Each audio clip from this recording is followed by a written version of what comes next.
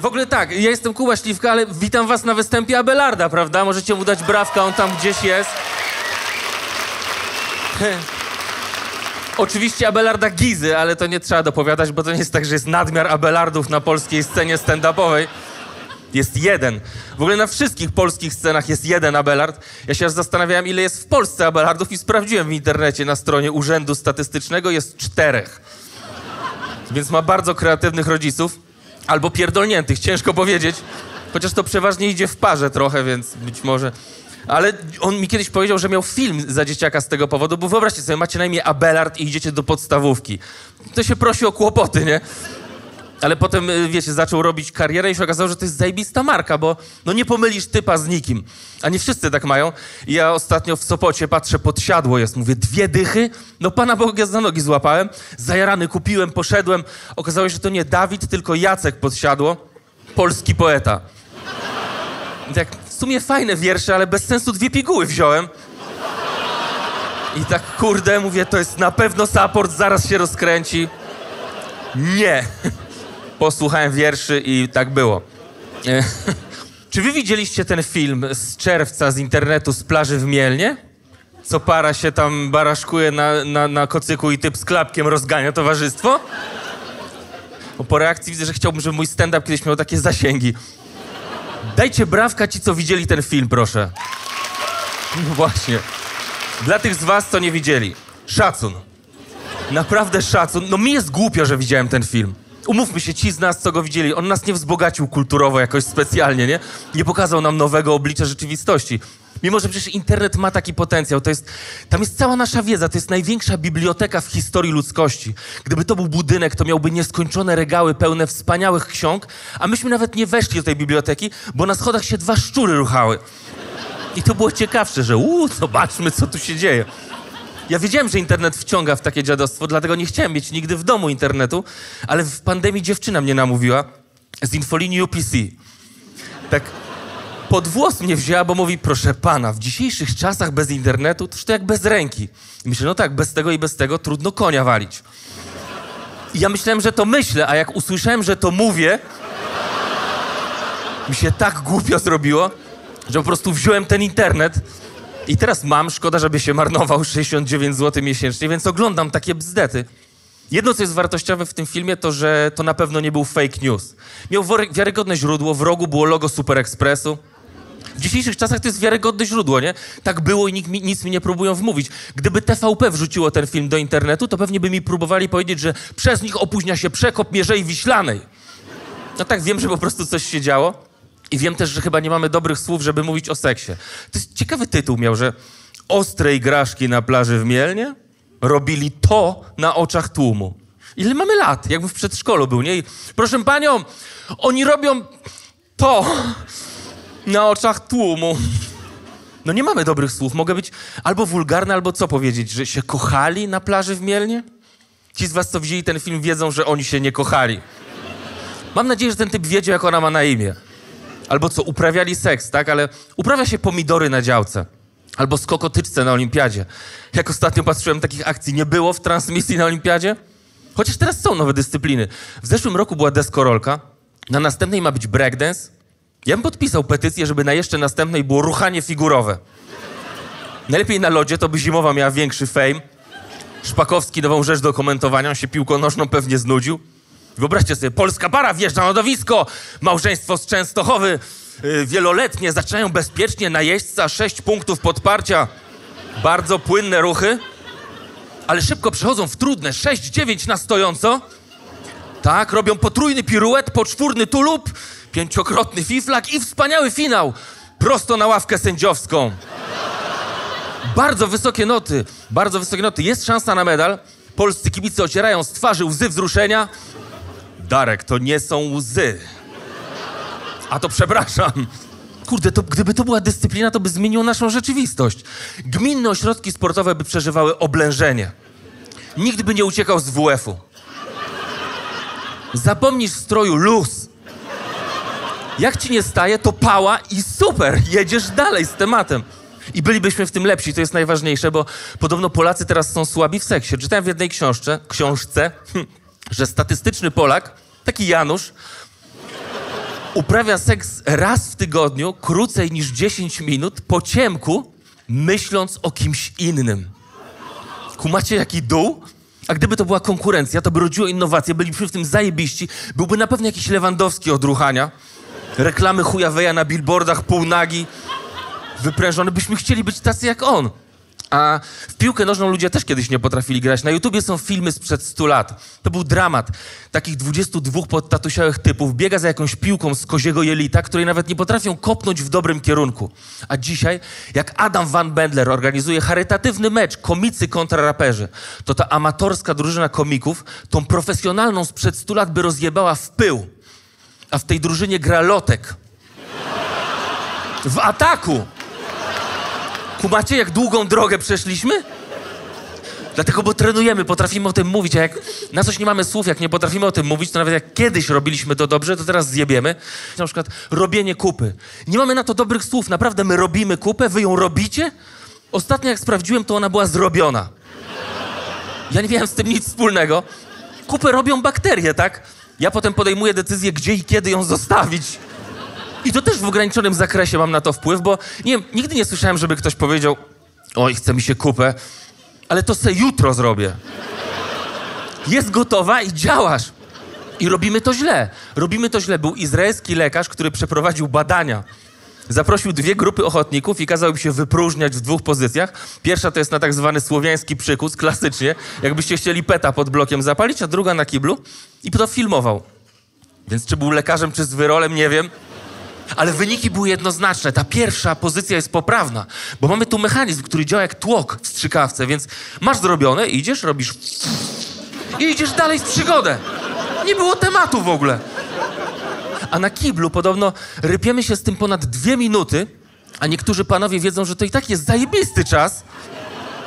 I teraz cytuję wynik badań. Nie mamy potem uczucia pełnego sukcesu. Tak było napisane. Dla mnie to jest synonim porażki. Każdy z nas robi to codziennie i każdy rano ponosi porażkę. Nie dziwne, że my tacy smutni chodzimy. Dlatego powinniśmy rozmawiać o tabu, jakby zmieniać swoją rzeczywistość, uczyć się nowych rzeczy, byśmy lepsi byli w seksie i w ogóle. I może ta akcja w Mielnie nie wyglądałaby tak dramatycznie, a to była katastrofa. I się nie dziwię, że ludzie próbowali to przerwać. To jest mój ulubiony fragment tego filmu. Najpierw jest taka pani niziutka, trwałą ma i taką butelkę wody i takich polewa z nienawiścią z daleka. Może to była święcona woda, nie wiem. Ale nie zadziałało, oni tylko jak cykliści dostali chlusta wody i drugi bieg włączyli. I potem jest mój osobisty bohater, bo typ, chcąc im przerwać, próbuje zagadać. Kumacie, zagadać? Jakim krasomówcą on myśli, że jest? Że jego słowa to będzie kij w szprychy tego roweru, który tam zapierdziela? Ale on tak do nich najpierw podchodzi ostrożnie, jak do miny przeciwpiechotnej. To jest dobra metafora, bo to może eksplodować w twarz w każdej chwili. Trzeba być uważnym i coś tam gada. Co on mógł powiedzieć?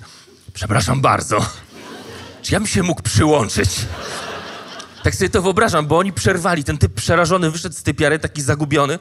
I dla mnie deeskalacja w 2 zdaniach. Cudowne rozwiązanie, ale to nie jest koniec, bo wtedy wchodzi w kadr bohater internetu, typ w jednym klapku na nodze, bo drugiego ma w ręku, tak dokuśtykowuje do nich i zaczyna napieprzać tego typa. Tego, co ruchał, nie tego, co zagadał. Nie jest tak, że się wkurzył, że przerwali chyba, chociaż oni już przerwali. Ja jestem oburzony, bo dla mnie to jest narzucanie jakiejś takiej swojej moralności przemocą. Jak tak można w ogóle? Gdyby była jakaś, wiecie, gradacja tego, to ruchanie jest niżej niż napierdalanie kogoś klapkiem. Ale chyba jestem jedyny w tym, bo w mniejszości na pewno, bo w internecie ludzie zachwyceni gościem, że brawo, to jest bohater naszych czasów. Takiego człowieka potrzebujemy, kapitan Kubota zawsze na posterunku. Ja jestem załamany, to będzie nasz polski Avengers zaraz w Marvelu z wielkim K na klacie. I nie kumam, ale Super Express chyba też nie skumał, bo znaleźli kapitana Kubotę i zrobili z nim wywiad. I pytają typa, czemu tak postąpił. On mówi, że musiał tak zrobić, bo na tej plaży były dzieci i on nie chciał pozwolić, żeby dzieci to widziały. Myślę, dobra, to przez niego dzieci to w internecie zobaczyły w ogóle, ale jeżeli kapitan Kubota zrobił to dla polskich dzieci, to czego on właściwie te dzieci nauczył? One jeszcze nie wiedzą, co to seks, ale już wiedzą, że to jest coś, za co się należy wpierdol. I my się dziwimy, że mamy ujemny przyrost naturalny. Ale szczerze mówiąc, ja kumam wszystkich bohaterów tego dramatu, bo pamiętam, byłem w wieku tej pary i jak była okazja poruchać, to się działało. Bo to się może nie powtórzyć, ktoś się może rozmyślić. A jak jechałem w pociągu, jak jeszcze trzeba było mieć maseczki, to była taka akcja. Typ jedzie w masce i robi tak. No i serio, gdybym miał klapki, to mu zajebał. Więc kumam. Rozumiem tą chuć, rozumiem ten wkurw, czego nigdy nie potrafiłem zrozumieć, to jak można z własnej woli pojechać na urlop do Mielna? Nie wiem, czy z was ktoś byliście? To jest pojebane miejsce. Tam jest tak nawalone ludzi, że to wygląda jak jakaś patodeweloperka plażowa. Tam jest nastawiane tych parawanów tak, że to jest... Możesz być 10 metrów od morza, a jak chcesz iść się wykąpać, to jest labirynt fauna do pokonania. Żona ci przywiązuje nić Ariadny do kąpielówek. Żegnasz się z synem, mówisz mu: synu, teraz jesteś najstarszym mężczyzną w tym parawanie. Opiekuj się matką i siostrami. I ruszasz w podróż bohatera. Najpierw nad kocykami cicho przechodzisz, żeby nie pobudzić morświnów, które tu chrapią. Potem pod jakimś parasolem, bo ktoś przyjechał na plażę, żeby siedzieć w cieniu. Przedzierasz się przez jakieś oszczane krzaki dzikiej róży i miałeś się wykąpać, a nagle się orientujesz, że stoisz na bulwarze i wpierdalasz gofra. Cały uświniony cukrem, pudrem, jak Pablo Escobar. No ale dobra, chcesz wrócić do rodziny, ale nić Ariadny się urwała. A ty nie znasz drogi z powrotem, bo parawany to nie jest nieruchomość. Tam kogoś zwiało, kogoś zmyło. Tam jak w tym filmie Cube się struktura labiryntu zmienia w każdej chwili. Więc się błąkasz, szukasz, zagadujesz. Kierowniku, nie widział pan mojej żony? Się zaczyna ściemniać. W końcu znajdujesz rodzinę. Już chuj, że nie twoją. Dzieci mniej więcej tyle samo. Nawet jedno mniej, więc super. Żona też mocna szóstka, więc się dogadacie. Oni zajarani, bo ich stary się zgubił 2 sezony temu. Dla mnie najbardziej fascynującym przedstawicielem polskiej kultury plażowej są takie nalane wujasy. Oni w takich białych, bawełnianych slipach, w wąsach ociekających rybim tłuszczem stoją po pas w wodzie i te bębzony im tak falują razem z Bałtykiem. Oni wpatrzeni w horyzont tak filozoficznie stoją. Nie wiem, na Szwedów czekają, czy co? Będę bronił granicy!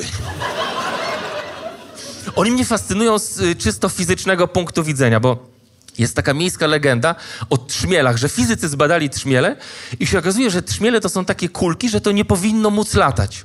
A lata!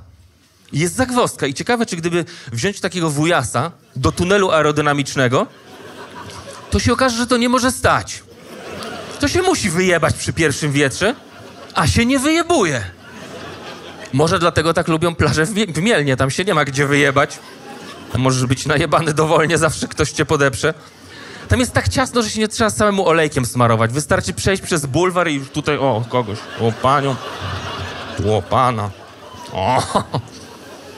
Może to jest najbliższe orgi, co zwykły Polak może przeżyć, żeby się proboszcz nie przypierdolił? Proboszcz rozumie, nie? On też jest zawsze w kształcie wujasa, zauważyliście? Jak zwróciłem na to uwagę, to teraz mi się wydaje, że w polskim kościele po szczeblach hierarchii się pnie na zasadach matrioszki. Że bierzesz wikarego, wsadzasz w wikarego i masz proboszcza. Potem proboszcz w proboszcz, jest biskup.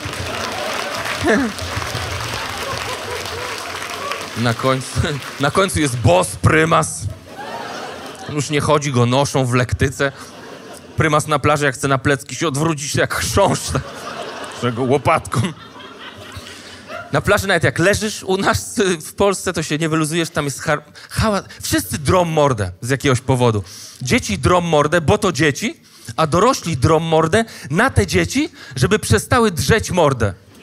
To się nie może udać, nie?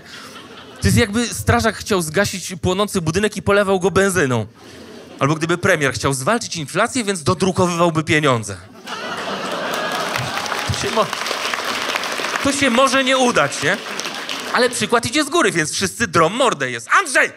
Andrzej, co ci powiedziałem? Andrzejek, zostaw ten patyk i chodź mi tu podpisać w tej chwili. Weto! Weto! Weto! Weto. Andrzej, nie używaj słów, których nie rozumiesz. Nie! Nie syp piaskiem panu w ryj. Pan się oburza, i to jest inna sytuacja, którą widziałem. Pan się oburza nie dlatego, że dostał piaskiem w ryj, tylko okazał się być kobietą. Opalała się topless na brzuchu, łatwo się jebnąć. To jest z angielska tak zwany honest mistake, czyli szczerze się jebnął. Nie o złych intencji. Sam tak kiedyś zrobiłem. Wchodzę do klubu w Sopocie i widzę fajna dupka. Przepraszam, że na pana wskazałem. To jest przypadek. I żeby nie było, że ja uprzedmiotawiam kobiety teraz. To nie jest synonim kobiety, że dupka. Nie. Mi chodzi o samą dupkę. I ja wiem, że nad tą dupką jest reszta tej kobiety, cała ona. Ona ma życie wewnętrzne, ona ma coś do powiedzenia. I ja wiem, że to będzie ważniejsze w dalszym ciągu naszej znajomości. Ale na razie mój mózg składa się z warstw, narosłych w toku ewolucji. Ja niby jestem takim człowiekiem, ale w środku dalej tkwi ta pierwotna małpa, która ma jedno zadanie, rozmnażać się. Jak ona widzi dupkę, to ruchać. O! I wiecie, płat czołowy, ta świeża część mózgu jest zażenowana. On mówi, małpa, uspokój się. Daj mi zagadać. Mówi, dobra, tylko nie spierdol tego. A małpa...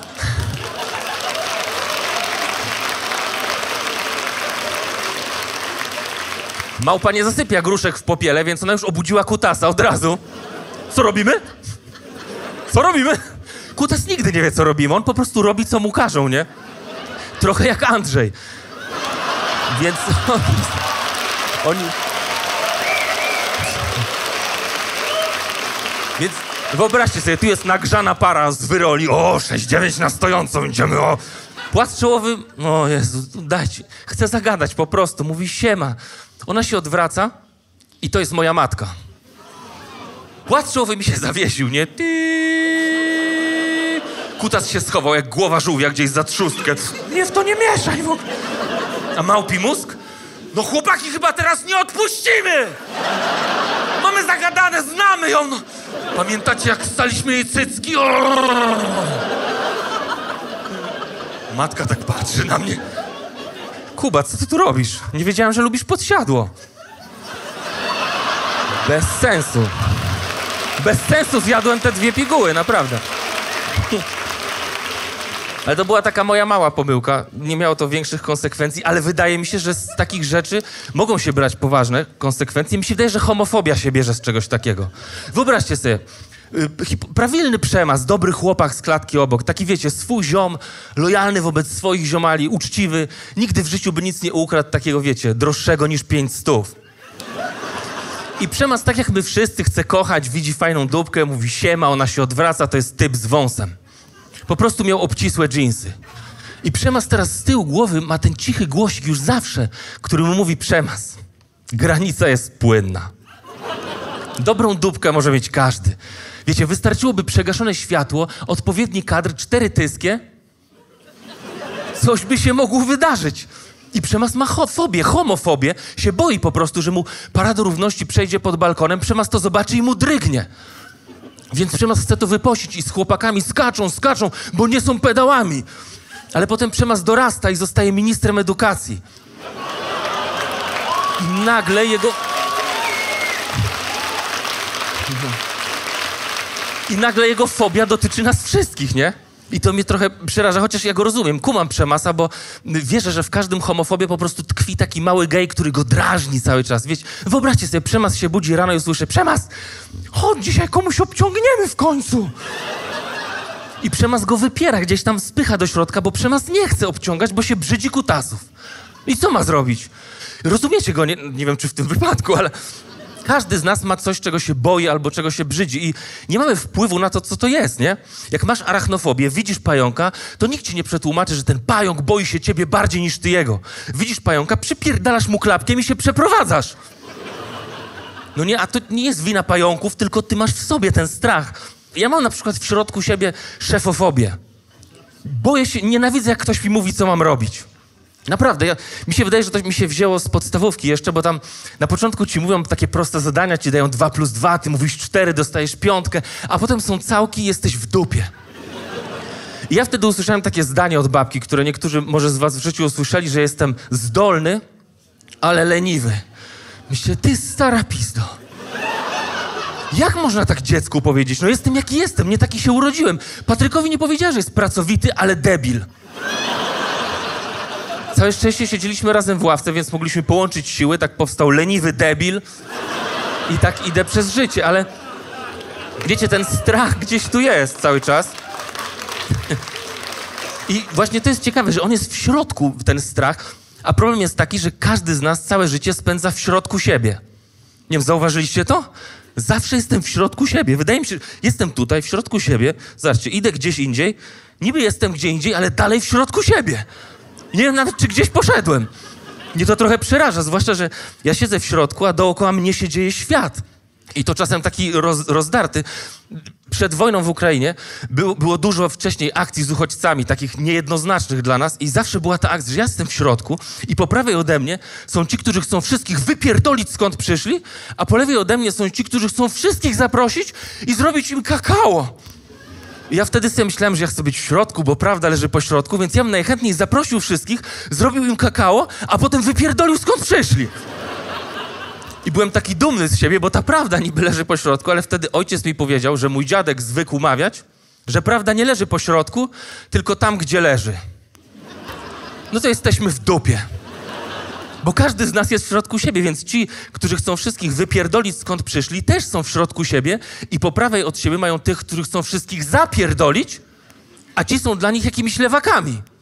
A ziemia jest kulą, nie? Więc jak pójdziesz bardzo daleko w prawo, to i tak wyjdziesz z lewej strony i komuś będziesz robił kakao. Nie ma jak przed tym spierdolić. Świata nie zmienisz, wydaje mi się. Dzięki. Ile byś nie zajebał pająków, one dalej tam będą. Tutaj, tylko tu możemy pracować nad tym naszym strachem. I dlatego moim autorytetem w tej dziedzinie nie jest Jan Paweł II, tylko małża. Już tłumaczę. Jak małża ma w sobie ziarenko piasku, które ją uwiera, to małża się nie napierdala z plażą. Małża nie próbuje zdelegalizować piasku. Małża otacza to ziarenko piasku taką perłową masą. I zamiast mieć w sobie coś, co ją rani i uwiera, ma w sobie piękną perłę. Kumacie, jaki patent? I wydaje mi się, że to jest jedyny patent, jaki mamy do dyspozycji, bo każdy z nas jest takim ziarenkiem wobec wielkich tego świata, a jak małym to sobie ostatnio uświadomiłem, to mi rozjebało łeb. Skumajcie to. Każdy z nas, będąc Polakiem i zarabiając średnią krajową, przez całe życie ukula 2,5 miliona złotych. To jest dużo, mało, nie wiem. Jak nie przepierdolicie wszystkiego, macie 2,5 miliona. Władimir Putin, ta szmata pierdolona,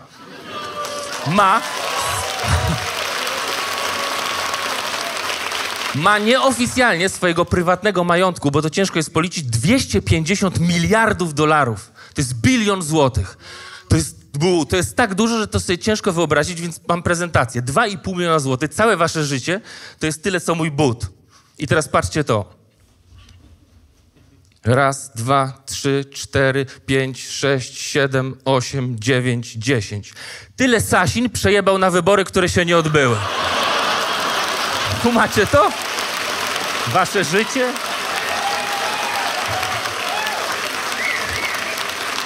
A teraz uwaga. Władimir Putin mógłby nasze wybory organizować przez 10 lat codziennie. Jakby mu się wynik nie podobał. Kumacie to? To nie jest żart, ja to policzyłem.